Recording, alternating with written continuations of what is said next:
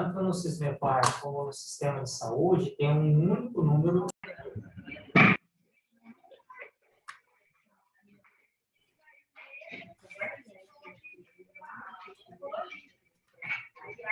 Ok, para o modo de apresentação. Voltou. Então, boa tarde a todos e a todas. Desculpem aí o transtorno inicial, mas agora acredito que a gente consiga desenvolver a nossa atividade. Sejam todos bem-vindos e bem-vindas. E está com o senhor, doutor Gilberto. Muito bom. Então, Verusca, muito obrigado aí pela abertura. O pessoal que está participando, obrigado pela participação. E mais do que nunca, desculpa pelos contratempos, mas faz parte também, né? A tecnologia, ela é muito boa, mas às vezes ela deixa também a gente com essas dificuldades, né? Então, o que nós vamos fazer? Nós estamos iniciando essa programação, que é essa roda de conversas virtuais que nós vamos fazer com vocês, tendo como tema a saúde do idoso e cuidado integral compartilhado na atenção básica e atenção ambulatorial especializada. É uma parceria da 17ª Regional com o SISMEPAR, né? A programação, os temas são esses, as sequências são esses. Essas datas, elas vão ser atualizadas, né? Na apresentação nova já estava com as datas atualizadas. Esse delay de datas aqui foi o período para a gente formalizar internamente, né, na nossa tramitação administrativa, o desenvolvimento das atividades. Então, hoje, a gente começa discutindo os princípios da atenção integral à saúde da pessoa idosa. A gente vai discutir o conhecimento da população de idosos no território, aí nós vamos discutir a estratificação clínico-funcional, começando com o manejo adequado das necessidades dos idosos, a partir do idoso robusto, depois a caracterização do idoso em risco de fragilização, o idoso frágil com declínio funcional estabelecido e terminando com no idoso frágil, em final de vida, com a discussão dos cuidados paliativos. Então, esses são os temas que a gente vai abordar. Pode passar o próximo, Verusca. Eu estou fazendo o registro de que nós estamos utilizando o material, boa parte do material que a gente vai utilizar é o material do curso de especialização em saúde do idoso, que a gente fez com o doutor Edgar Nunes, aí de meados do ano passado até o final do ano, através da Secretaria Estadual de Saúde, né? Foi o curso que a gente fez e o compromisso que eu tinha com vocês, com ele, com o doutor Edgar, com a Secretaria, é de a gente, então, ir reproduzindo essas informações que atualizam muitas das informações que a gente já tem e que a gente já discutiu em outros momentos e algumas delas, elas são reafirmadas e reforçadas. Pode passar o próximo, Verusca, por favor. Então, na discussão dos princípios da atenção integral à pessoa idosa, a gente vai discutir aqui, basicamente, o conceito, né, de modelo multidimensional de saúde do idoso, e que nós vamos discutir o envelhecimento. E a gente começa registrando, né?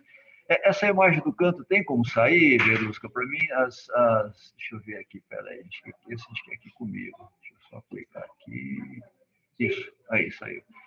A gente começa discutindo o envelhecimento, então, lembrar das 3 grandes características do envelhecimento. Primeiro é a vulnerabilidade. O processo de envelhecimento normal, que é a chamada senescência, por si só, ela já desenvolve o aumento da vulnerabilidade, porque a gente tem no processo de envelhecimento normal, envelhecimento fisiológico, envelhecimento saudável, a gente tem a diminuição das reservas homeostáticas pela alteração que acontece nos organismos e nos sistemas orgânicos. Então, aumento da vulnerabilidade. A velhice, o envelhecimento, é uma coisa irreversível. Não existe fonte da eterna juventude, né? O processo de envelhecimento é um processo irreversível, e todos nós passamos por ele. A gente pode dizer que, a partir do momento da concepção, a gente já começa a envelhecer, não é? E a heterogeneidade. Nenhum de nós envelhecemos exatamente igual a outro. Cada um de nós temos um processo de envelhecimento próprio, característico, e, portanto, esse envelhecimento ele é heterogêneo. Então, é importante que a gente parta do conhecimento e do conceito desses três grandes processos, vamos dizer assim, que envolve o nosso processo de envelhecimento, né? Desses três grandes eventos, coletâneas de acontecimentos que vão caracterizar o nosso envelhecimento. E aí a gente tem que olhar, então, o nosso idoso. Nós temos que trabalhar a compreensão do nosso idoso. E aí a primeira imagem que eu acho que é importante a gente gravar, nós vamos começar do todo e depois vamos para o detalhe, mas a primeira imagem é desse todo aqui, né? Em que a gente deve olhar esse círculo a partir do primeiro círculo aqui no centro, que fala da funcionalidade. Nós vamos olhar o idoso, a gente deve começar a olhar o idoso a partir da sua funcionalidade. E como que a gente entende a funcionalidade do idoso? Nós vamos entender a partir das atividades de vida diária. As atividades avançadas de vida diária, as atividades instrumentais de vida diária, as atividades básicas de vida diária. Fique tranquilo que nós vamos deixar cada uma delas já na sequência. Mas esse é o núcleo do conceito que a gente vai ter para avaliar, para fazer a avaliação multidimensional do nosso idoso. É a partir desse núcleo que a gente começa a avaliar o idoso. Porque a primeira coisa que nós temos que olhar no idoso é isso. Como é que estão as atividades de vida diária do idoso? Essas atividades de vida diária, elas sofrem influência direta dos primeiros 4 blocos funcionais, né? Que é a cognição, o humor, a comunicação e a mobilidade, né? Então, isso a qualquer alteração numa desses compostos funcionais é que vai impactar na funcionalidade. Esses grupos funcionais, por sua vez, sofrem influência desses grupos mais sistêmicos, né? A nutrição, o sono, a saúde bucal, que vão interferir na composição desse núcleo. E todo esse processo, aqui nós estamos falando basicamente do indivíduo, aqui até o extremo desse círculo azul. E todo esse processo vai ser determinado por aquilo que acontece nos nossos sistemas orgânicos, né? O sistema nervoso central, o sistema endócrino metabólico, o sistema gênito-urinário, pele e anexo, o sistema cardiovascular, o sistema respiratório, o sistema gastrointestinal. Então, tudo isso aqui, esses círculos azuis, nós estamos falando do idoso indivíduo. Cada um deles vai ter um tipo de interferência diferente em cada uma dessas estruturas, e isso vai repercutir no tipo de envelhecimento que ele tem. Mas tudo isso sofre influência do meio externo, porque a gente não é um ser biológico isolado do meio externo. Então, vai sofrer influência do suporte familiar, vai sofrer influência do lazer, das condições de lazer, vai sofrer influência da segurança ambiental, vai sofrer influência do suporte social. Quer dizer, embutido nisso tudo aqui, todas as condições de vida com que o idoso está. A gente é um ser individual que está inserido dentro de um domicílio, dentro de uma família, dentro de uma rua, de um bairro, de um lugar, um tipo de trabalho, etc. Então, tudo isso é que vai compor, na verdade, o tipo de envelhecimento que a gente vai ter. Portanto, a gente deve olhar o idoso dentro dessa concepção ampliada que a gente acabou de comentar. Pode passar o próximo, Belucci. Bom, se a gente tem que enxergar o idoso nesse contexto, então vamos começar a partir do núcleo. Então, primeiro conceito importante que vocês já conhecem, né? que já participou de alguma das discussões que já fizemos anteriormente. Bom, o que é saúde para o idoso? Saúde para o idoso é a funcionalidade global. Saúde para o idoso, ele está funcionando, certo? O que envolve na funcionalidade global? A funcionalidade global envolve, primeiro, vamos começar do mais básico para o mais amplo. Então, primeiro, vai envolver as atividades de vida diária. Então, veja, quando a gente vê um idoso, nós não vamos avaliar a condição desse idoso pela sua idade. Nós não vamos avaliar a condição desse idoso pelo número de patologias que ele tem apenas. Nós vamos avaliar esse idoso para saber se ele é saudável ou não. Nós vamos avaliar esse idoso pela sua funcionalidade, pelo que ele tem de capacidade funcional ativa. E nós vamos avaliar a funcionalidade, começando por avaliar as atividades de vida diária dele, começando pelas atividades básicas, certo? O que são as atividades de vida diária básicas? São aquelas atividades relacionadas ao autocuidado, as tarefas que são necessárias para o cuidado com o corpo e com a autopreservação, que são as atividades básicas da vida diária, as ABVDs. Quais são elas? Né? A gente fala de hábitos sociais, né? Então, tomar banho sozinho, trocar de roupa sozinho, ir no banheiro sozinho, fazer a transferência, né? Levantar da cama, ir para a sala sozinho, ter continência esfincteriana e comer sozinho, certo?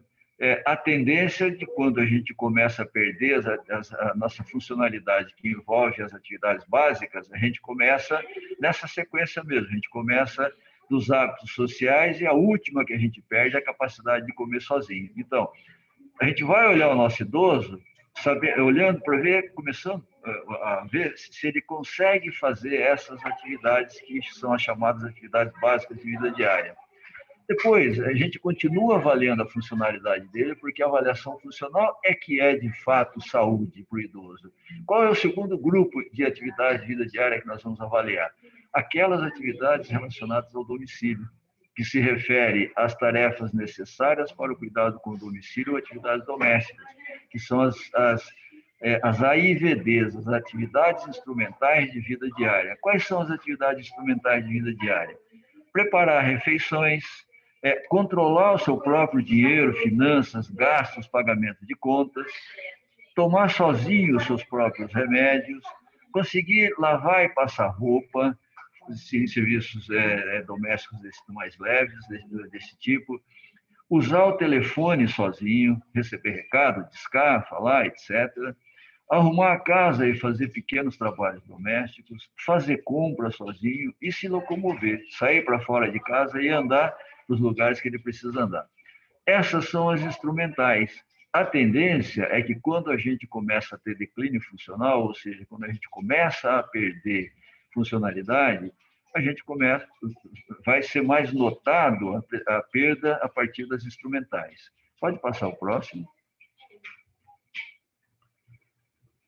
E aí entra, então, o terceiro bloco das atividades de vida diária, que são aquelas atividades, esse quadro aqui mais cinza, né, mais no canto, né, mais à direita, que são as atividades relacionadas à integração social, né, que se refere às atividades produtivas, recreativas e sociais, que são as atividades de vida diária avançadas. Quais são as atividades de vida diária avançada? A direção veicular, ou seja, conseguir dirigir o seu veículo, viajar desacompanhado para cidades desconhecidas, exercer atividades laborais e produtivas, frequentar cinema, teatro e outras atividades culturais, realizar compra e venda de bens materiais. Então, veja bem, esse quadro, né, na apresentação inicial eu queria ter um de cada vez, mas da forma como nós fechamos, aparece os dois, não tem problema. Esse primeiro quadro, o quadro da esquerda, então, é o quadro que diz para nós o seguinte: aqui é que nós vamos avaliar se o idoso é saudável ou não. Nós vamos avaliar por quê? Pela funcionalidade global. O que é a funcionalidade global? São as atividades de vida diária, as básicas, as instrumentais e as avançadas. Esse é o primeiro olhar que nós temos que ter. Lembra que naquela sequência de círculos azuis que nós fizemos no começo, o núcleo dos círculos azuis eram as atividades de vida diária, era a funcionalidade global. Então, esse é o primeiro aspecto que nós temos que avaliar quando a gente vai pensar em atenção integral à saúde da pessoa idosa. Portanto, no modelo multidimensional de saúde, o que é saúde? Saúde para o idoso é a capacidade que a pessoa tem de cuidar de sua vida de forma autônoma e independente. Saúde é a capacidade individual de satisfação das necessidades biopsicossociais, independente da idade ou de presença de doença. Eu quero que, como vocês sabem, como a gente sempre fala, então prestar atenção nisso. Olha, o que é saúde para o idoso? Saúde para o idoso independe da idade ou da presença de doenças. Saúde para o idoso é a funcionalidade, como estão as suas atividades da vida diária, certo? alterações nessa funcionalidade é que vão determinar se esse idoso é saudável ou não. E o que é a funcionalidade? Então, essas atividades de vida diária, elas vão impactar no quê?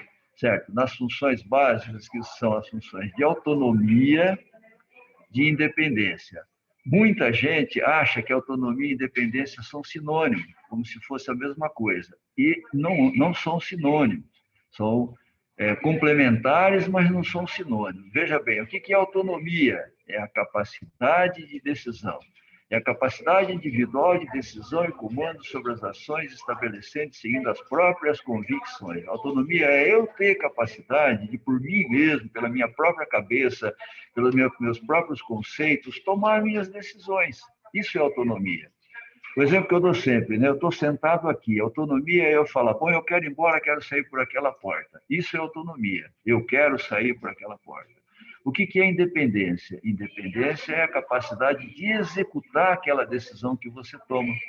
Refere-se à capacidade de realizar algo com os próprios meios. Então, o que é independência?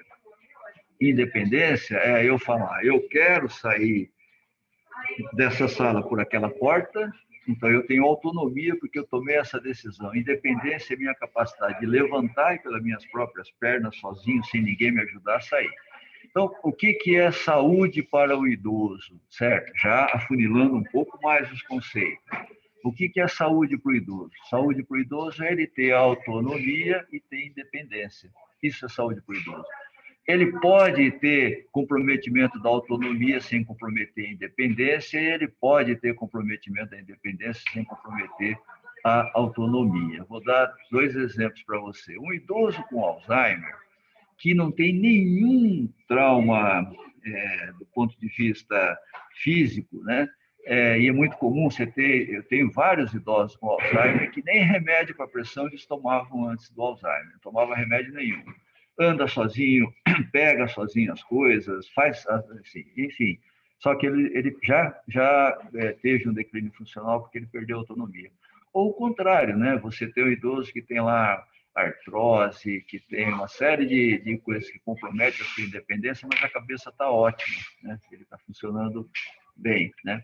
Então, é isso que nós temos que guardar. Então, essa primeira parte da funcionalidade, que a gente passou pelas atividades de vida diária, ela vai concluir dizendo para nós que o idoso funcional, portanto, o idoso, melhor dizendo, o idoso saudável é aquele idoso que é o idoso funcional. E o idoso funcional é aquele que consegue tomar suas decisões sozinhos, tem autonomia, e consegue executar as suas decisões, tem independência. Autonomia e independência fecha o conceito do que é saúde para o idoso. E a capacidade dele executar essas imagenzinhas que vocês estão vendo logo abaixo aqui. Certo? Pode passar o próximo, Verusca. Bom, então, vocês estão vendo aqui o círculozinho reaparecendo de novo. A gente acabou de falar do núcleo desse círculo, certo? Da funcionalidade, as atividades avançadas, instrumentais e básicas de vida diária. Agora, nós vamos falar das funções, das principais funções que vão interferir na funcionalidade, que são as funções de cognição, as funções de humor e comportamento, função de mobilidade e de comunicação. São as primeiras funções que vão repercutir mais diretamente na funcionalidade do idoso, né? Então, se nós entendemos o que é saúde para o idoso, entendemos que saúde envolve autonomia e independência, vamos ver o que por sua vez, o que compromete a autonomia. Primeiro, ou o que compromete, ou o que garante a autonomia, ou quais as funções que estão relacionadas com a autonomia. A primeira delas é a cognição. O que é a cognição? Cognição é um conjunto de habilidades mentais que permite ao indivíduo compreender e resolver os problemas do cotidiano. Certo? Cognição é a capacidade mental dele funcionar, certo? Dele entender as coisas que estão acontecendo, dele resolver os problemas. E quais são as subfunções que vão envolver, que fazem parte da função de cognição? A memória, que é a mais comum, né? Que é o que a gente mais enxerga quando fala de comprometimento cognitivo, é a memória, é a atenção complexa. O que é a atenção complexa? É a capacidade de se concentrar numa informação. Por exemplo, você pode estar vendo essa aula, essa discussão nossa agora, numa sala com outras pessoas, mas você, apesar de ter noção do que está acontecendo em volta, você está concentrado nessa discussão. Então, isso é atenção complexa, né? A linguagem, que não é só a fala, não é só palavras, né? O gestual, os símbolos, né? que compõem a linguagem, a função executiva, que é a nossa capacidade de executar as coisas, né? Para a gente preparar essa aula. A gente teve que planejar, organizar, certo? Deu um problema no computador, tivemos que achar alternativa para resolver o problema. Então, quando a gente fez tudo isso, nós estávamos desenvolvendo a função executiva, né? A função perceptomotora, que é a noção de espaço, né, que a gente tem, né? De saber que você vai passar num determinado lugar, saber que a distância que você tem que manter para não bater nos laterais, etc. E a cognição social, que é a capacidade de envolvimento social. Então, veja, esse é o rol de subfunções que vão compor a função cognitiva, a função da cognição. E que essa função, por sua vez, é que vai estar diretamente relacionada com a autonomia, com a capacidade de decisão do nosso idoso. O próximo. Mas a autonomia, ela não depende só da cognição, ela depende também da função de humor e comportamento, né? Que é o quê? Que é a motivação necessária para a realização das atividades de vida diária e ou participação social. Ele pode estar com a cognição preservada, memória, linguagem, função executiva, está tudo preservado, certo? A atenção complexa, provavelmente aqui vai estar comprometida a atenção complexa, mas ele não sente motivação, ele não sente vontade, ele não sente disposição para fazer as coisas. Então, ele tem um comprometimento do humor ou comportamento. Então, a motivação necessária para realizar as atividades diárias e ou participação social, que vai incluir também o comportamento do indivíduo, que pode ser afetado por outras funções mentais, como pensamento, senso, percepção e nível de consciência. O comprometimento mais comum que a gente vai ter dessa subfunção é a depressão, né? que vai embotar essa motivação, essa capacidade de se motivar para fazer as coisas. Então, veja, autonomia, certo? Que é um dos nossos parâmetros para avaliar a funcionalidade do idoso, ela depende do funcionamento da cognição e ela depende do humor e do comportamento, certo? São as duas funções, com as suas subfunções, que vão interferir na autonomia. Pode passar o próximo. Então, a gente vai falar, então, essa atividade, né, relacionada à autonomia, ela se fecha nessas funções. A gente vai falar da independência, então, que é a capacidade de executar aquilo que a gente decidiu. A independência, que se refere à capacidade de realizar com os próprios meios, obviamente ela vai depender da função de mobilidade, então, da capacidade de mobilidade que a gente tem, e a nossa capacidade de mobilidade, que é a capacidade individual de deslocamento do indivíduo e de manipulação do meio, então a capacidade que a gente tem de se deslocar e de manipular o meio. Por sua vez, a mobilidade vai depender das subfunções relacionadas ao alcance, pressão e pinça, certo? Erguer o braço, alcançar para fazer as coisas, ter capacidade de preensão e pinça, que são funções básicas, né, para a gente manipular o meio. Né? Vai depender da marcha, postura e transferência, certo? Que significa a nossa locomoção. Vai depender da nossa capacidade aeróbica muscular, porque a gente até pode ter essas outras subfunções, mas de repente tem uma insuficiência cardíaca muito forte, de repente tem um DPOC muito forte, de repente fez uma sarcopenia, pronto, já está comprometida a nossa mobilidade. E vai depender também da continência esfincteriana, né? A gente talvez, a não ser quem está acostumado já a trabalhar com paciente idoso, a gente talvez não presta muita atenção na continência esfincteriana, né? E a gente talvez não compreende muito por que a continência esfincteriana está relacionada à mobilidade. Então, o exemplo é muito simples, né? Imagine você, a melhor forma da gente entender os outros é a gente se imaginar no lugar dos outros. Imagine você perdendo urina, certo?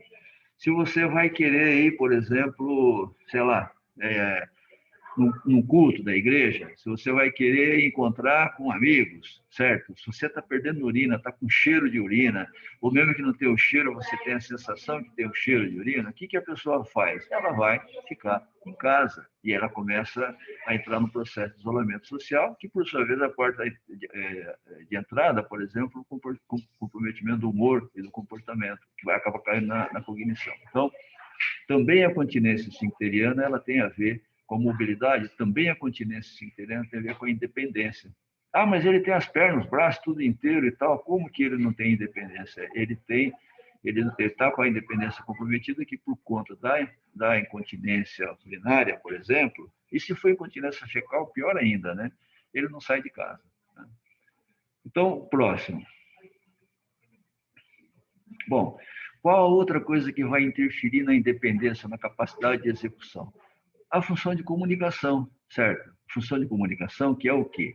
Capacidade de estabelecer um relacionamento produtivo com o meio, trocar informações, manifestar desejos, ideias e sentimentos. Então, a capacidade que a gente tem para se comunicar com os outros, para interagir, para poder defender as ideias da gente, manifestar os nossos sentimentos, né? E a comunicação ela vai depender de sistemas, né? Que é a visão, a audição e a produção e motricidade orofacial.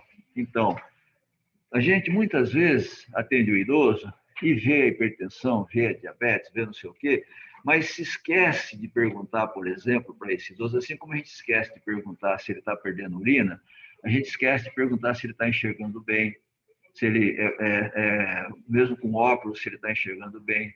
A gente esquece de avaliar se ele está ouvindo bem, certo? E o idoso que tem, por exemplo, um déficit auditivo, é o idoso que vai se isolar. Não vai conseguir, não vai sair, não vai querer estar num ambiente de muitos ruídos, porque ele não consegue interagir com o meio. Portanto, a comunicação vai interferir na sua independência. Então, a gente fecha com isso, né? Vendo que autonomia e independência, que é o que diz se o idoso funciona ou não, tem a ver, então, com a cognição, com o humor e comportamento, com a mobilidade, com a comunicação e com os seus subsistemas. Né?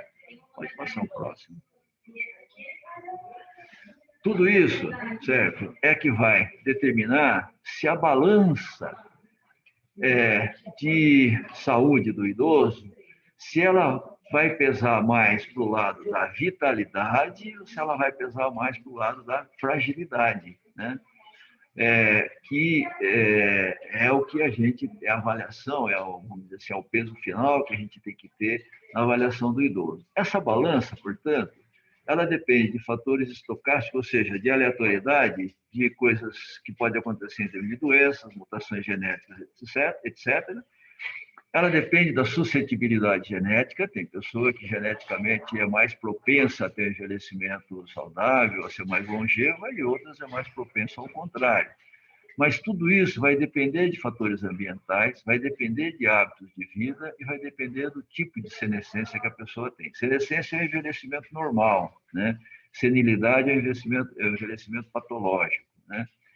Então, o final da história é que a gente vai ter que pesar na balança para ver se o nosso idoso, se ele tem mais vitalidade ou se ele tem mais fragilidade, certo? Então, pode passar o próximo. Até aqui vocês conseguiram acompanhar bem? Com tranquilidade, né? A gente viu o que é ser saudável, o critério é o critério da funcionalidade global. A funcionalidade global são as atividades de vida diária, e a gente viu as funções que vão interferir na autonomia, o que vai interferir na independência do idoso, que, em última instância, a autonomia e independência é o sinônimo da funcionalidade e da vitalidade do idoso. E tudo isso vai dizer para nós se o idoso é frágil ou não é. Então, vamos conversar um pouquinho sobre fragilidade, certo? A sistematização, vamos dizer assim, mais consensuada, internacionalmente mais aceita de primeira vez, foi esse fenótipo de fragilidade desenvolvido pela Linda Fried e consolidado em 2001, que ela trabalha na composição do seu fenótipo de fragilidade. Nós já vamos ver o que é isso. Ela trabalha com as comorbidades, presença de comorbidades, ou seja, presença de várias doenças. Ela trabalha com a dependência do idoso, com a presença de incapacidades que vão gerar dependência do idoso, e ela trabalha com o fenótipo de fragilidade física, o frailty, que é o fenótipo de fragilidade. Então, a Linda Fried, ela trabalhou com esses 3 conceitos para compor o seu fenótipo de fragilidade. Depois teve, 2005 e agora mais recente, o desenvolvimento dos chamados déficits cumulativos, né? Foi desenvolvido por Rockwood, que desenvolveu, então, o índice de fragilidade pautado na avaliação geriátrica ampla, né? Pode passar o próximo, que vai ficar mais claro essas coisas, né? Portanto, o conceito de fragilidade, o que significa fragilidade no idoso, ou fragilidade na pessoa, mas estamos falando do idoso. Então, a fragilidade, ela é o quê? A diminuição da reserva homeostática ou da capacidade de adaptação às agressões biopsicossociais e, consequentemente, uma maior vulnerabilidade ao declínio funcional. Sabe assim? Sabe aquela escada que até os 50, 60, 65 anos o idoso subia correndo com maior facilidade? A partir dos 70, ele já vai ter que vir devagar para subir. A partir dos 80, vai ter que ter corrimão para ele segurar. Ou seja, ele diminuiu a capacidade dele, certo, de responder a uma, entre aspas, agressão, que é subir uma escada, certo? Que para a gente, quando a gente é novo, a gente nem percebe que existe, né? Portanto, ele ficou mais vulnerável, ele ficou mais sob risco de ter um declínio funcional, de parar de funcionar alguma daquelas funções que nós falamos aqui inicialmente. Então, aí a gente vai desenvolver com isso o conceito de fragilidade clínico-funcional e o conceito de fragilidade sociofamiliar, porque também a característica sociofamiliar, a rede familiar e a rede social, ela pode ser mais forte ou mais fraca, e ela vai significar, uma rede social ou uma rede familiar fraca, ela significa um ponto de fragilidade para o idoso. Ela significa uma insuficiência para o idoso que vai gerar uma fragilidade a esse idoso, né? E o declínio clínico funcional é que a gente vai falar mais detalhadamente no desdobramento aqui. Eu vou falar dos dois no desdobramento, né? Então, com isso, a gente começa, então, a falar do conceito de fragilidade multidimensional, né? Continua sendo redução da reserva homeostática ou da capacidade de adaptação às agressões biopsicossociais, consequentemente, maior vulnerabilidade ao declínio funcional. O declínio funcional, a fragilidade clínica funcional, ela implica na presença de declínio funcional. Eu vou repetir, depois nós vamos ver com detalhe. O declínio funcional é o grande diagnóstico funcional que nós temos que fazer no idoso. O que é um declínio funcional? Declínio funcional é aquilo que o idoso fazia antes sozinho, que agora ele não consegue mais fazer sozinho, ele depende de alguém para fazer. Talvez esse exemplo da escada pode explicar, né? Quando ele era jovem, ele subia correndo aquela escadaria, ele envelheceu com artrose, com sarcopenia, com osteoporose, ele já não consegue subir sozinho aquela escada. Então, ele teve um declínio funcional, porque ele só vai conseguir subir aquela escada, às vezes nem segurando mais no corrimão. Alguém vai ter que pegar no braço dele, levar ele para cima, aquela escada, e em algumas circunstâncias ele vai ter que sentar numa cadeira de roda para poder se locomover. Então, o que ele teve? Ele teve um declínio funcional, certo? E o declínio funcional, ele acontece por quê? Em decorrência do evento de incapacidade. Ele vai ter incapacidade em alguma daquelas funções. Nós vamos ver isso tudo com bastante detalhe repetitivo no desdobramento da conversa. Pode passar o próximo. Então, as incapacidades vão gerar um declínio funcional, e a idade não é marcador de declínio funcional. Veja essas duas fotos aqui, certo? Esses dois idosos têm 80 anos de idade, eles têm exatamente a mesma idade, né? Um está aqui fazendo competição de halterofilismo, né? Tudo bem, não é nenhum Hércules, mas veja como que ele está bem, certo? Está excelente, está competindo, está inteiro, certo? E tem 80 anos. Esse tem 80 anos e olha como é que ele está. Na cama, com escaras, certo? Imobilizado, caquético, né? É a idade que provoca isso? Não. certo? Não, seus dois têm exatamente a mesma idade, nasceram no mesmo ano. Olha como que um está terminando, olha como que um está na sua velhice, olha como que o outro está. Então, lembrar sempre, viu, pessoal? Muito bom, é muito importante fixar isso. A idade não é um bom marcador de declínio funcional, certo? O que o declínio funcional significa que ele tem fragilidade, que ele é um idoso frágil. Esse aqui, na cama, é um idoso frágil. Esse aqui, em pé, posando para fotografia, esse é um idoso robusto, mesmo com 80 anos de idade, né? E aí, então, a fragilidade é como uma coxa de retalho, né? Você tem fragilidade física, você tem fragilidade cognitiva, você tem fragilidade familiar, fragilidade óssea, fragilidade social, fragilidade nutricional, fragilidade mental, né? Todas essas fragilidades, elas vão implicar em desenvolver incapacidades que vão comprometer a integralidade e a funcionalidade do idoso. Vamos para o próximo. Pode passar o próximo. Engraçado, viu, Verusca? Parece que... Será que nesse inicial aí eu não coloquei? Parece que ficou faltando. Volta mais um pouquinho. Não pode... Volta um pouquinho.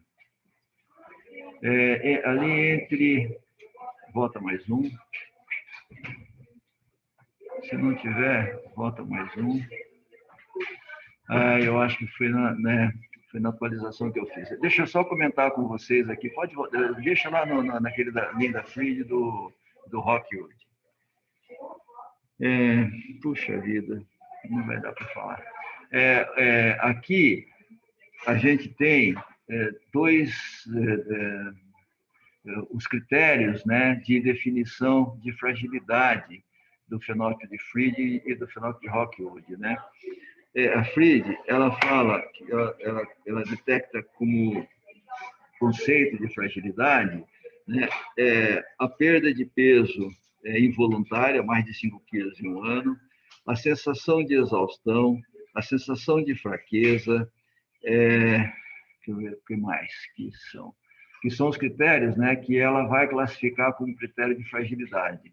E o Rockwood, ele faz uma classificação de 9 tipos de situações dos idosos, né? De 9 estratos de fragilidade do idoso. Então, ele começa com o idoso muito saudável, que é o idoso atlético, aquele que corre, aquele que faz atividades e tal, né? Então, é o idoso que nem eu, assim, que corre 7 quilômetros quando sai para correr, que faz atividade física, até parece, né? Mas mas correr eu corro, fazer atividade física eu faço. Tem semana que eu consigo correr as 3 vezes, tem semana que não, e quando eu corro 7 quilômetros. Então, eu sou um idoso very fit, um idoso bem saudável. Tem o idoso saudável, que é aquele idoso que tem lá uma ou outra patologiazinha, mas está tranquilo, anda todo dia, talvez não corre, mas anda todo dia, até de vez em quando joga um futebol e tal, é o saudável. Tem o idoso moderadamente saudável, que é o idoso que já tem algumas patologias, já está andando um pouco, já não consegue mais correr tanto, já não consegue andar tanto, mas está inteiro, está independente, não depende de nada para fazer. Deixa eu ver se eu vou lembrar todos. Depois tem o idoso, um idoso de saúde moderada, que já começa a ter algumas patologias. Aí tem o idoso levemente frágil, certo? Então ele já começa a ter algumas dificuldades para fazer alguma das atividades de vida diária. Tem o idoso frágil, que já tem comprometimento das atividades de vida diária. Tem o idoso extremamente frágil, que é aquele idoso que já está ficando... anda só de cadeira de roda, por exemplo. Já não tem mais mobilidade, já tem uma dependência quase que completa.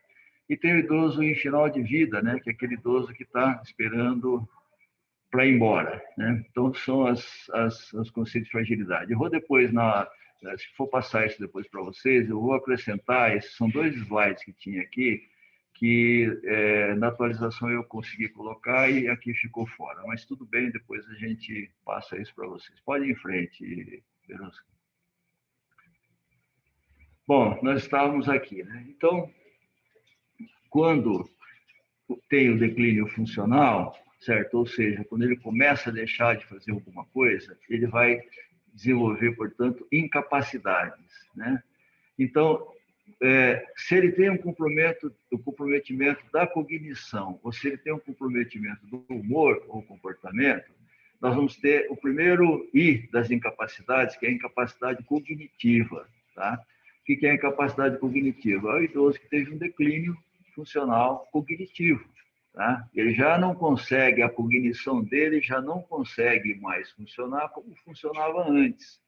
Ou ele tem uma dificuldade de memória, ou ele tem uma dificuldade de atenção complexa, ou ele tem uma dificuldade de capacidade executiva, ou ele tem uma depressão tão profunda que ele não tem interesse, disposição para fazer nada, certo? Então, ele gerou uma incapacidade cognitiva. Nós temos que identificar essa incapacidade cognitiva, porque qual é o nosso objetivo? Agir sobre ela, para ver se a gente consegue reverter e consegue fazer ele voltar a ser funcional de novo na sua cognição.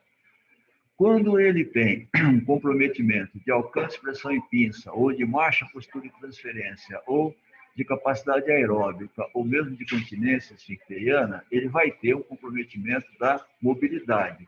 O comprometimento da mobilidade poderá se manifestar de duas formas. Na forma de uma instabilidade postural, então, é o idoso que tem dificuldade para andar, dificuldade para ficar em pé, que cai com facilidade, certo? Isso é uma instabilidade postural, é um comprometimento da mobilidade. Ou ele já tem um nível de imobilidade, certo? Ele só anda de andador, ou ele já não anda mais, ele só fica na cama, mas na cama ele consegue sentar sozinho, consegue mexer as pernas, mexer os braços, aí você vai tendo os graus de mobilidade.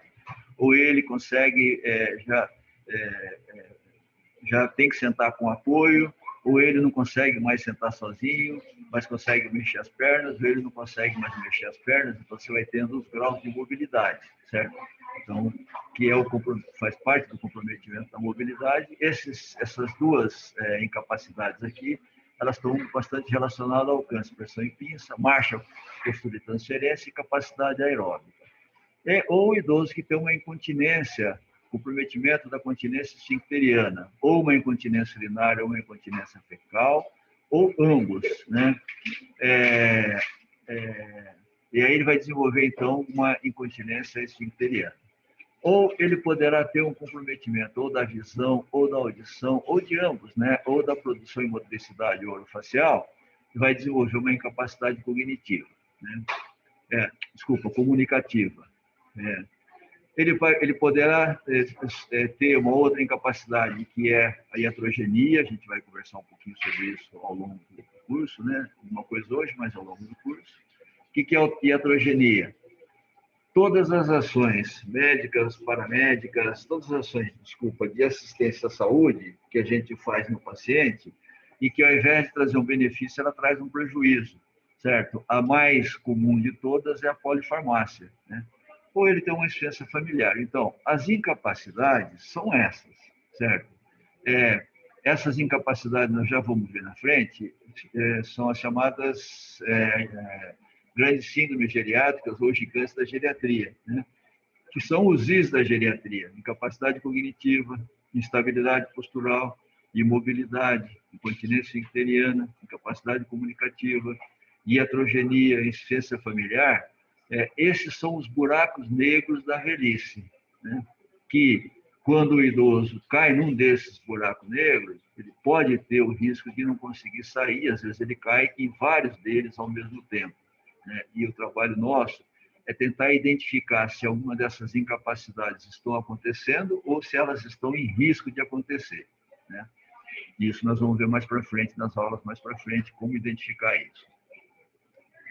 Portanto, certo, juntando todas essas informações, nós vamos ver o seguinte, que o envelhecimento, primeiro, nós podemos ter um envelhecimento senescente. Então, senescência é o envelhecimento normal, tá? É o envelhecimento que acontece sem patologia, sem doenças que piore a condição do idoso. Ou nós podemos ter um envelhecimento senil, ou a senilidade, que é o envelhecimento que vai acontecer com doenças e com ocorrências, né, de causas externas que podem provocar essas doenças, né? As doenças, elas vão se caracterizar dentro do conceito de comorbidade múltipla, tá? O que é a comorbidade múltipla? É a polipatologia. O que é polipatologia? Mais do que 5 doenças ao mesmo tempo. 5 ou mais doenças ao mesmo tempo é polipatologia. A comorbidade múltipla se caracteriza também pelo quê? Pela polifarmácia. O que é a polifarmácia? Mais do que 5 remédios ao mesmo tempo. E a comorbidade múltipla também se caracteriza pela internação recente. O idoso que, em menos de 6 meses, ficou internado por algum motivo. Tá? Então, o envelhecimento senil, ele vai ser um envelhecimento que acontece com doenças, certo? E essas doenças se caracterizam pelo evento de comorbidade múltiplas, que é composto por polipatologia e ou polifarmácia e ou internação recente. Tá?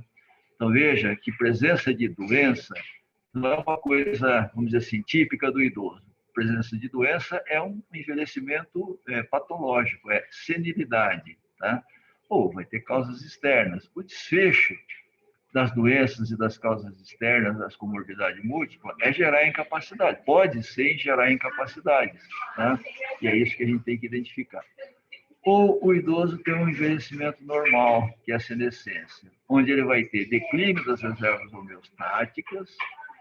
Em função desse declínio de reservas homeostáticas, ele tem uma ativação imunológica com resposta pró-inflamatória crônica, porque no processo de envelhecimento, nas alterações que acontecem no nosso organismo, na diminuição de tamanho dos órgãos, na lentificação do seu funcionamento e tal, eles vão desencadeando, e o próprio processo de envelhecimento, eles vão desencadeando respostas inflamatórias, né? E a principal consequência disso é a sarcopenia. Ora, quando a gente envelhece, a gente vai perdendo massa muscular naturalmente. E naturalmente é uma tendência de substituir massa muscular por massa gordurosa. Isso é a senescência, é o envelhecimento senescente. A sarcopenia síndrome é quando a gente perde muita massa muscular, além daquilo que ia perder normalmente pelo envelhecimento, tá? E essa sarcopenia síndrome é que ela é o que a gente tem que identificar e tem que combater. Mais para frente nós vamos ver como é que se identifica e como é que se combate isso. E lembrar que a sarcopenia, ou seja, a perda de massa muscular natural que a gente tem pelo envelhecimento, um eficiente e eficaz mecanismo de prevenção dessa perda de massa muscular é atividade física, exercício de resistência, o chapezinho e tal, que ajuda a fazer com que essa perda de massa muscular natural que a gente tem não seja tão intensa. Muito bem. A sarcopenia vai estabelecer o chamado fenótipo da fragilidade da Fried, certo? O fenótipo da fragilidade da Fried, por sua vez, vocês não estão vendo, acho a minha seta aqui, mas seguindo a seta, ele vai vai comprometer a capacidade aeróbica muscular, certo? Porque tem perda de massa muscular, tem exaustão, certo? Tem fraqueza, né? Parênteses, né? A queixa de fraqueza do idoso, né? Não resolve fraqueza do idoso com polivitamínico, viu, gente? Vou dar uma vitamininha para ficar forte. Que maravilha! Se a gente tivesse manifestação de fraqueza e resolvesse com um polivitamínico, né? A fraqueza, a gente tem que ver o que está acontecendo. Se ele tem algum comprometimento aeróbico ou muscular que possa estar gerando essa fraqueza. Se ele tem uma sarcopenia síndrome, ele vai gerar fraqueza.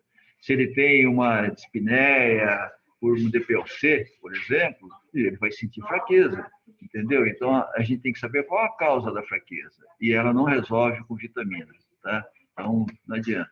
Sarcopenia vai resolver com exercício de resistência, com exercício de alongamento e de mobilidade, equilíbrio, e vai resolver com dieta hiperproteica. Tá? É o que vai ajudar, dependendo, é claro, da causa da sarcopenia, mas é o que vai ajudar o idoso a melhorar esse quadro sarcopênico, né? Então, veja, a gente pode envelhecer de forma senil e de forma senescente.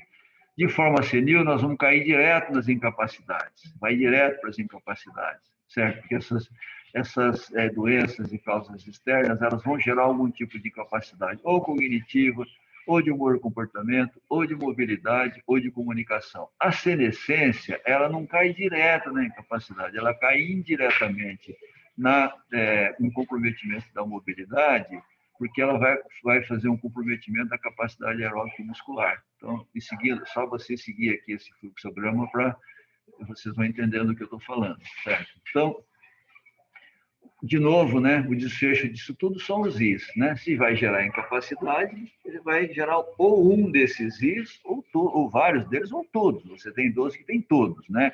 Que tem capacidade cognitiva, tem capacidade postural, tem mobilidade, tem incontinência incteriana, tem incapacidade comunicativa, tem heterogenia e tem insuficiência familiar, né? Já é muito comum a gente pegar o idoso frágil, que tem todas essas incapacidades ao mesmo tempo, né? Próximo.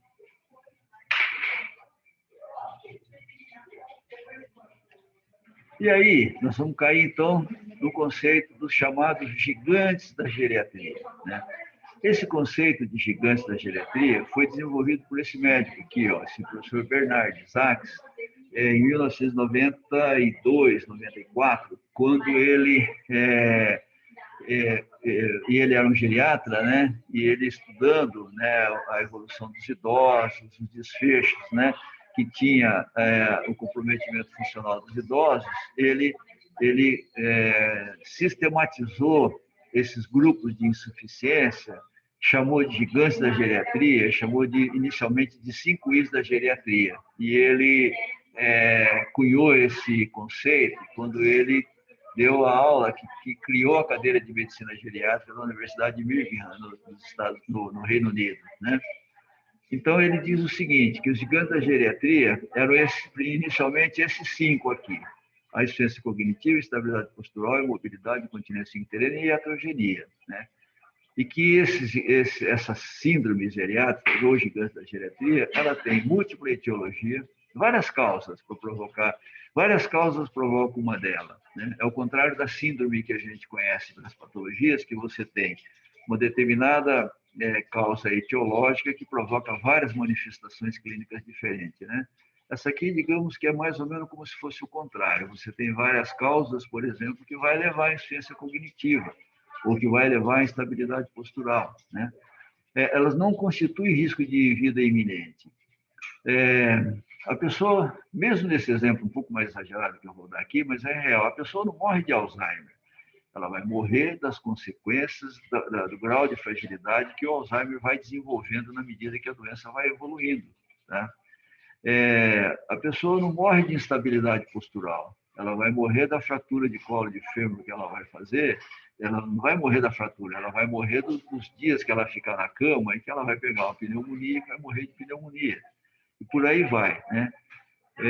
Mas elas comprometem a qualidade de vida das pessoas e, principalmente, né, elas têm complexidade terapêutica.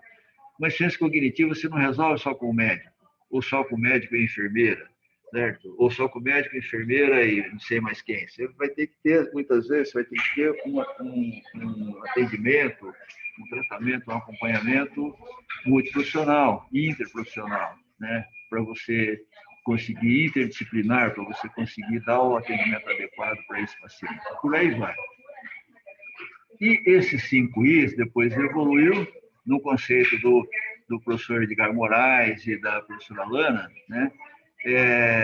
Quando eles desenvolveram o conceito de avaliação multidimensional de idosos em 2016, evoluiu de 5 Is para 7 Is.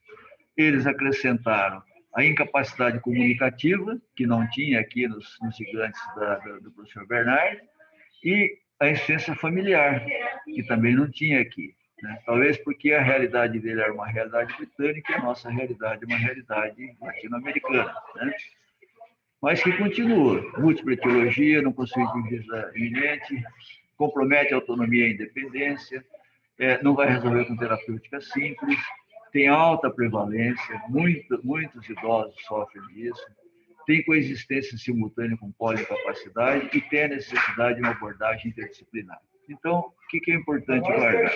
Que nós temos 7 Is, que são os chamados gigantes da geriatria, ou as grandes síndromes geriátricas. São 7 Is que nós temos que guardar, que eu chamo de buraco negro, né? Onde o idoso pode cair e às vezes não sair mais, né?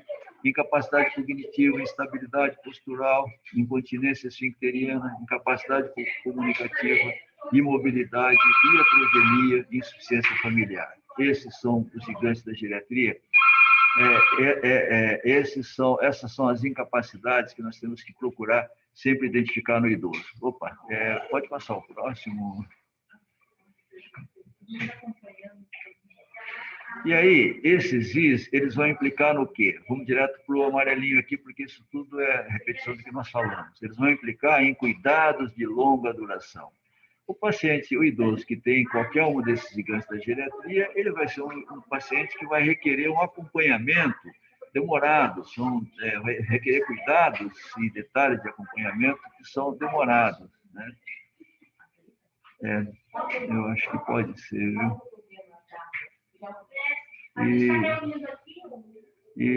Mas é que eu estou numa sala aberta, viu? Não tem jeito. É isso mesmo. E aí, assim, ó, cuidado de longa duração, ele requer uma gestão diferenciada da saúde, né? Ele requer uma gestão diferenciada da saúde. E isso vai requerer cuidado profissional, que pode impactar a iatrogenia, e vai requerer cuidado familiar, que pode impactar na insuficiência familiar. Então, entenderam? A gente tem as incapacidades, essas incapacidades elas vão requerer cuidado de longa duração e elas poderão retroalimentar essas incapacidades com a iatrogenia e a insuficiência familiar. Nós temos que estar muito atentos a essas duas que ficam aqui relacionadas à gestão diferenciada do processo de saúde. Pode passar o próximo. E aqui, para a gente entender o seguinte, que tudo isso vai também estar submetido às condições de saúde do idoso, que aí sim a gente fala, vamos dizer assim, mais especificamente de doença. Também vai estar interferindo nisso. Ele pode ter condições de saúde aguda, então problemas agudos de condições de saúde, ou ele pode ter condições crônicas de saúde. As condições crônicas de saúde, por sua vez, ele vai ter doenças que vão fazer parte dos fatores de risco, né? Que quase todos eles têm: hipertensão, dislipidemia, tabagismo, obesidade, sedentarismo. Então, veja, a primeira coisa que a gente vai identificar quando nós vamos avaliar a condição de saúde, ou seja, quando nós vamos avaliar as doenças do idoso. Vê se ele tem uma condição de saúde aguda. A condição de saúde aguda do idoso são as infecções, como infecção urinária, por exemplo, e a condição aguda mais, que é mais comum, mas que é muito comum no idoso, é o delírio, né, que pode decorrer de uma infecção, pode decorrer de uso errado de medicação, etc., e que, na maioria das vezes, não é identificado e é confundido como demência, por exemplo, né, que é uma condição aguda. As condições crônicas são essas aqui. Primeiro, ver se esse idoso tem fator de risco, se ele tem hipertensão, dislipidemia, obesidade, sedentarismo, tá? Se ele tem já doença estabelecida, como diabetes, DPOC, doença arterial periférica, doença arterial coronária, infarto, insuficiência cardíaca, acidente vascular encefálico, artrite, osteoporose, câncer, que são as doenças que vão estar estabelecidas no idoso. Se ele tem comorbidade múltipla, certo? A partir dessa caracterização, a gente já vai começar a ver se ele tem comorbidade múltipla, se ele tem polipatologia, polifarmácia ou internação recente, se ele tem sarcopenia, se ele tem diminuição da massa muscular. Nas próximas aulas, nós vamos detalhar tudo isso, como que faz esses diagnósticos, como que a gente identifica isso. Mas, gente, nós vamos por sucessivas idas e vindas nas informações.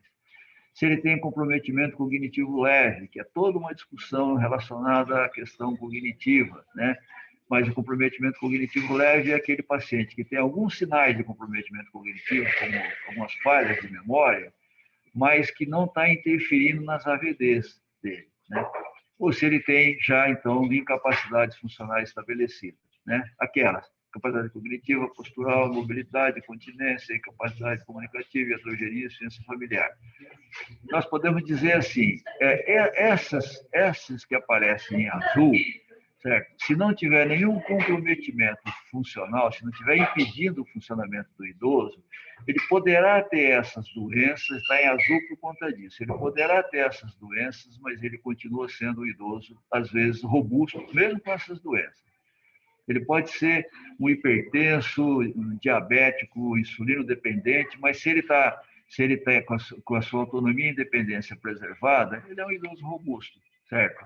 Agora, quando ele tem mais do que 5 patologias, mais do que 5 remédios ao mesmo tempo, ou internação recente, aí ele já começa a ser um idoso que vai estar na classificação que nós vamos ver na sequência, em risco de fragilidade, né? Ou sarcopenia ou comprometimento cognitivo. Então, vamos lá. E aí a gente vai chegar, então, começa a chegar, então, na finalização dessa compreensão. Hoje a gente está dando um voo geral na avaliação funcional do idoso e no desfecho dessa avaliação. Nós vamos fechar essa avaliação toda, e isso tudo nós vamos depois desenvolver ao longo do curso. Nós vamos fechar essa avaliação fazendo um diagnóstico funcional global do idoso. Primeiro, diagnóstico funcional global. Nós vamos ver se ele tem funcionalidade ou não, certo? Se ele tem as AVDs preservadas ou não. Depois, nós vamos fazer um diagnóstico das doenças crônicas e orgânicas desse idoso. Esse diagnóstico das doenças é o chamado diagnóstico das condições de saúde, em que nós vamos ter diagnóstico das condições crônicas do idoso, nós vamos ter o diagnóstico das condições agudas de saúde, tem que ter um diagnóstico de saúde bucal, tem que ter um diagnóstico nutricional, um diagnóstico do sono, das crenças, preocupações, medo, expectativa do paciente sobre a doença, de lazer, de suporte familiar, suporte social, suporte ambiental. Veja que, na verdade, é um leque amplo de avaliação que a gente tem que fechar com posição de diagnóstico. Pode passar o próximo. Isso tudo entra no conceito da AGA, da avaliação geriátrica ampla, que também a gente chama, né, de avaliação multidimensional do idoso, né?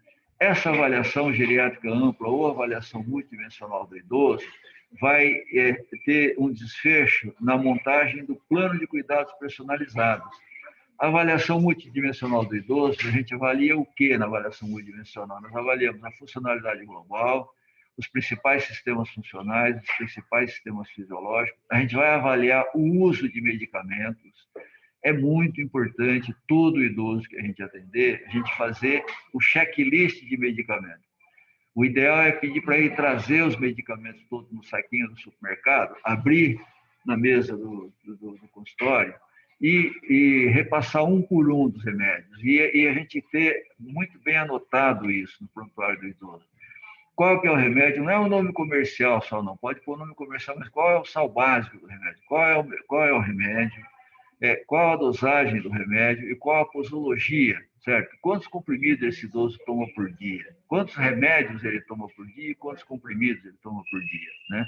Toda vez que você fizer essa listinha, numerando. Número 1, losartana. Número 2, levotiroxina. Número 3, metformina. Vai enumerando, certo? Você vai chegar a 7, 8, 9, aí você começa a assustar, porque a gente, às vezes, não presta atenção no tanto de remédio que o idoso toma. A gente presta atenção apenas nos remédios que nós estamos prescrevendo, né? Isso no caso dos médicos, né? E mesmo no caso do pessoal de apoio, você presta atenção naquilo que é o programa que você está fazendo. O resto, né? Não. Todos nós temos que saber tudo que eles estão, e os fatores contextuais. Os planos de cuidado personalizado, para montar o plano, isso tudo nós vamos ver depois também detalhado, certo? A gente vai ver se esse idoso está numa condição de predisposição ao desenvolvimento de doenças, se ele já tem o desenvolvimento de doenças ou assintomáticas ou sintomáticas, se ele tem o desenvolvimento de complicações, se essas complicações já geraram incapacidade e se esse idoso está em fase final de vida com risco de óbito, tá? Porque, baseado nisso, nosso plano de cuidados ele vai ser composto por ações preventivas e ou promocionais, por ações curativas e ou paliativas e por ações reabilitadoras. Dependendo de qual quadrinho desse que o idoso vai se encaixar, ele vai implicar nisso. As ações preventivas, né, do paciente assintomático, ela vai entrar no quadro de predisposição à doença. Então, aqui nós vamos ter que trabalhar, já vamos ver na sequência, com prevenção primária. Se ele tem uma fase assintomática ou uma fase assintomática, ele já está no quadro das ações curativas ou paliativas, porque ele tem a doença e ele poderá ter complicações, né? E, se ele tem complicações, ele poderia ter incapacidades que devem gerar na gente a necessidade de ações reabilitadoras, né? Passa o próximo. Que é a repetição disso que nós falamos. Veja, no plano de cuidados personalizados, nós vamos estabelecer metas terapêuticas compartilhadas. Olha, nós precisamos abaixar a tua glicemia. Quanto? Olha, nós precisamos melhorar a tua capacidade de memória, de registro das informações, certo? E vamos discutir, inclusive, isso com ele para estabelecer as metas. Nós vamos definir as prioridades. Nós vamos começar por onde? Nós vamos ter que explicar a justificativa para as mudanças, fazer as prescrições e desprescrições, montar o programa de cuidados profissionais, o que o idoso vai ter que fazer, ele e seus apoiadores, né, vão ter que fazer o autocuidado, o cuidado familiar e o cuidado comunitário. Isso deve compor o plano de cuidados personalizados. E continua assim, se ele está no estágio de predisposição à doença, nós vamos fazer ações de promoção à saúde e de prevenção primária. Se ele está no estágio da doença, mas ainda assintomático, nós vamos trabalhar com prevenção secundária. Se ele está no estágio de doença ou de complicações, doença sintomática ou complicações, nós vamos ter que trabalhar com ações curativas. Se essas complicações já gerou incapacidade, nós vamos ter que trabalhar com ações reabilitadoras, que é a prevenção terciária. E se ele está próximo ao óbito, nós vamos ter que trabalhar com ações paliativas. Entenderam?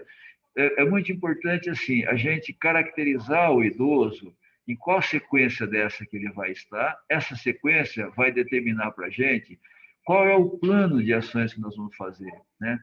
Porque, por exemplo, você pega um idoso que está com uma incapacidade já estabelecida, idade avançada, tal, e você vai, de repente, começar a dar, por exemplo, estatina para ele que ele não tomava, certo? Não porque eu preciso proteger, não, mas vai fazer prevenção primária no idoso que está com incapacidade, ele precisa de prevenção terciária, certo? Ele não precisa mais de prevenção primária. Coisas desse tipo, né, para a gente entender essa lógica do plano de cuidados personalizados, né? Então, que se resume a isso, né? Até o estágio de doença assintomática, nós vamos trabalhar com promoção à saúde, com ações preventivas primárias, preventivas secundárias, nós vamos trabalhar com ações preventivas, né?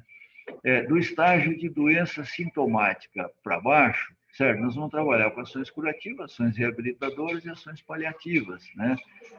Que já entra já na fase mesmo de ações cuidadoras.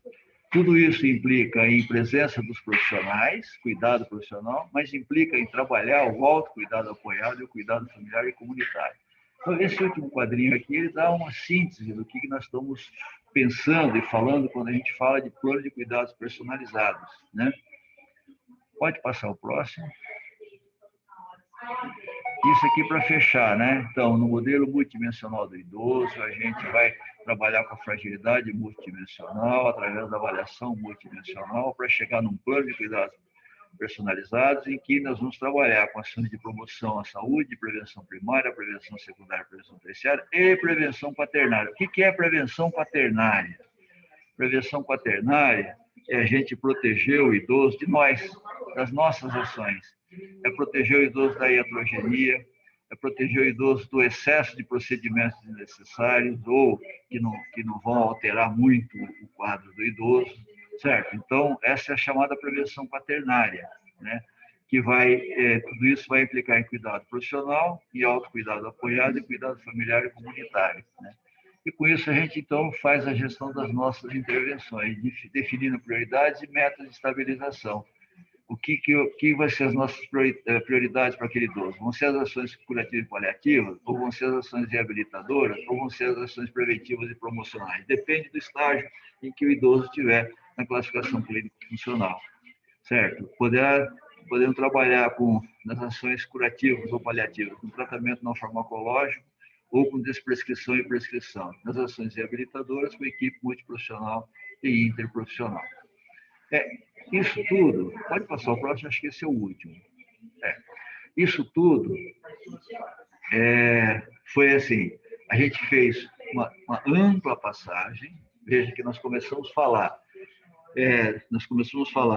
da funcionalidade ligada às atividades de vida diária, da funcionalidade ligada às atividades de vida diária, a gente desenvolveu, né, o conceito de declínio funcional, das incapacidades, para a gente, com isso, fazer o diagnóstico clínico funcional do idoso, aí ter o diagnóstico clínico funcional, ter o diagnóstico das doenças, caracterizar em que estágio, né, esse grupo de eventos está comprometendo a integridade do idoso, e a partir disso a gente definir quais são as nossas prioridades em termos de plano de cuidados. Então, de uma maneira geral, foi esse o voo que nós demos. Essas coisas nós vamos desenvolvendo gradativamente nas próximas aulas, para que a gente consiga, então,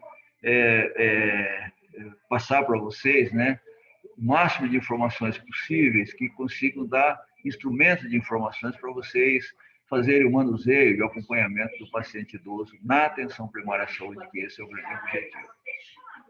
Certo? Então, a gente fica aberto agora aí às perguntas, dúvidas, porque foram várias informações, apesar que são informações sistematizadas e ressistematizadas, mas foram várias informações. Pode ser que isso fique alguma dúvida, a gente fica aberto aí à discussão.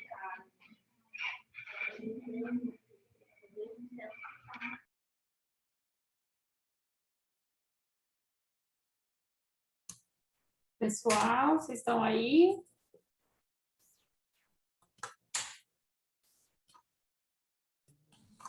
Sim.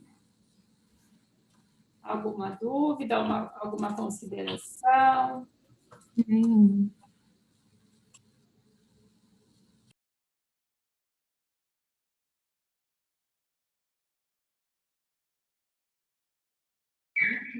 Eu vi que alguém falou de mandar a apresentação, a gente pode mandar, viu? Eu sistematizo depois também e mando para vocês aí, né?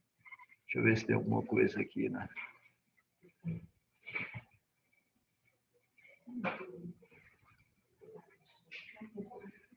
Teve um pouquinho de interferência, né?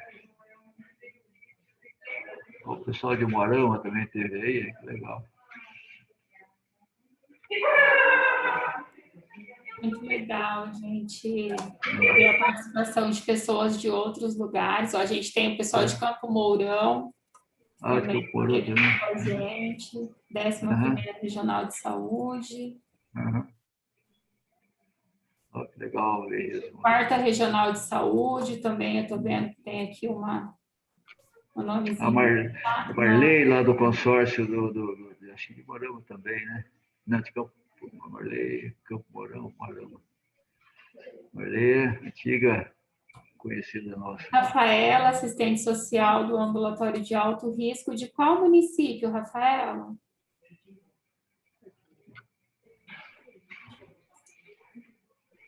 Décima segunda regional, CIS Amerios,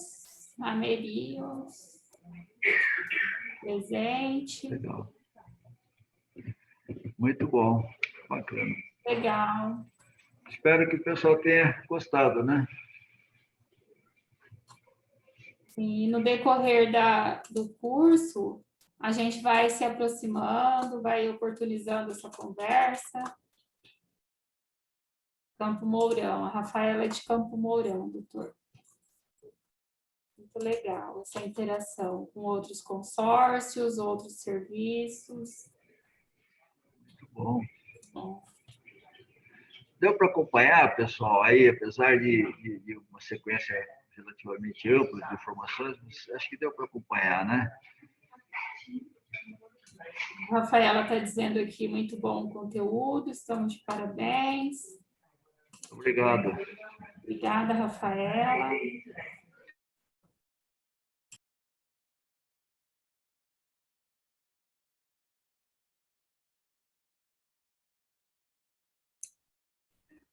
Nós vamos disponibilizar a apresentação que o doutor fez, atualizada, para vocês por e-mail. Eu fiz uma correção lá no link da lista de presença, então quem ainda não preencheu, se puder preencher aquele link, porque a gente consegue agilizar a logística aqui das atividades, tá bom? Para a gente poder encaminhar essa apresentação. A gente também tem um grupo de WhatsApp aqui do Cismepar, onde a gente tem um pessoal que trabalha nessa linha de cuidado do idoso.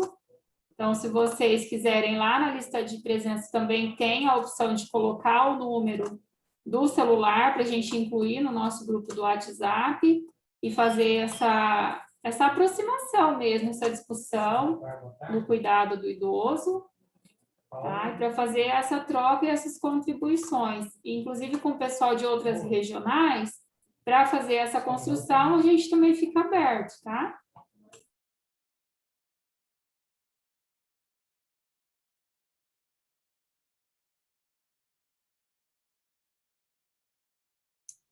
Thaís está mandando um oizinho aqui no chat. Lá, Thaís. O objetivo é a gente reproduzir o máximo, né? A Thaís é de Lupianópolis, olha que legal. Lupianópolis.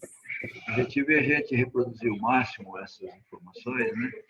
Para gradativamente ir capacitando o pessoal também na atenção primária, aí ampliando, né, o olhar que a gente já tem sobre o idoso, né? E principalmente organizando um pouco como que nós podemos fazer as nossas ações, né? Sim. A lista está no chat, vou repetir aqui para você, Thaís, um minuto.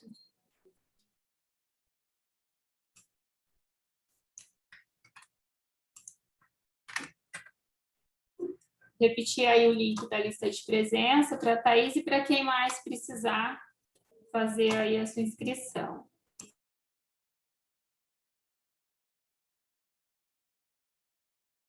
A Betina está dizendo, a Betinha, que gostaria de ter o senhor lá com eles. Oh, com certeza, Betinha, assim que passar aí esse problema dos distanciamentos e que estivermos toda a nossa população já com mais gente vacinada e as coisas mais sob controle, vamos sim. Que, na verdade, né, Verusca, a programação inicial que nós fizemos no 2018, né, ela foi uma programação presencial, né, inclusive que a gente conseguia aí nos municípios e tal. Estamos doidos para recomeçar isso de novo. Assim que possível, a ideia é que a gente possa fazer essas atividades presencialmente mesmo. A Thaís é técnica de enfermagem do asilo e achou muito boa a palestra, ótimos conhecimentos. Isso também é bem importante, a interação com outros serviços, né? Ampliar esse olhar também nos serviços de cuidados da pessoa idosa. Isso é muito legal.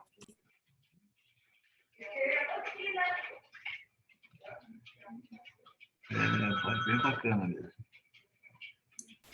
Muito bem, pessoal. Então, se ninguém tiver mais nenhuma dúvida, a gente vai caminhar para o encerramento. É isso aí. Se podemos, então, concluirmos, né, o trabalho, né, Verusca?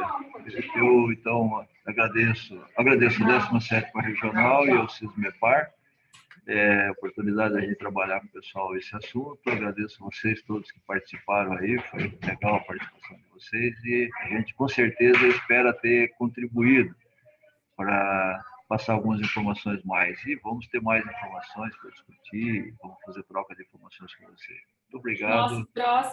O nosso próximo encontro é no dia 27/7. Aí a gente vai encaminhar o link para vocês pelo e-mail cadastrado. E vocês que quiserem também podem convidar outras pessoas a participarem com a gente nesse próximo encontro.